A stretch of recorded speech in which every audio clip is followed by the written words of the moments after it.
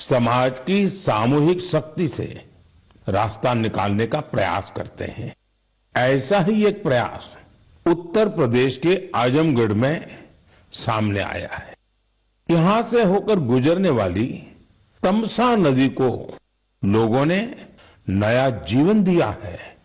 तमसा केवल एक नदी नहीं, बल्कि हमारी सांस्कृतिक और आध्यात्मिक विरासत की सजीव धारा है। अयोध्या से निकलकर गंगा में समाहित होने वाली यह नदी कभी इस क्षेत्र के लोगों के जनजीवन की धुरी हुआ करती थी, लेकिन प्रदूषण की वजह से इसकी अविरल धारा में रुकावट आने लगी थी। गाद, कूड़ा कचरा और गंदगी ने इस नदी के प्रवाह को रोक दिया था।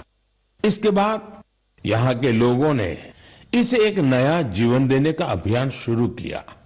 नदी की सफाई की गई और उसके किनारों पर छायादार, फलदार पेड़ लगाए गए। स्थानीय लोग कर्तव्य भावना से इस काम में जुटे और सबके प्रयास से नदी का पुनरुद्धार हो गया। साथियों,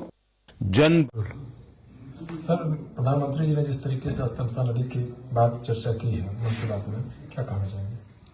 आज माननीय प्रधानमंत्री द्वारा मन की बात में जनपद आजमगढ़ में सामूहिक प्रयास से किए गए तमसा नदी के पुनरुद्धार कार्य की प्रशंसा की गई। देखिए, माननीय प्रधानमंत्री जी द्वारा इस कार्य का महज जिक्र करना भी पूरे जिला प्रशासन और जनपद के समस्त लोगों को नई ऊर्जा और उमंग से भर देता है।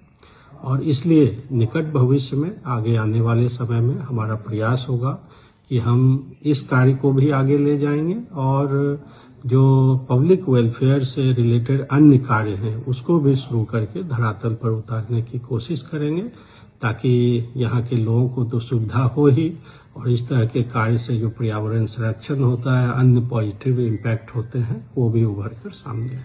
ठीक है।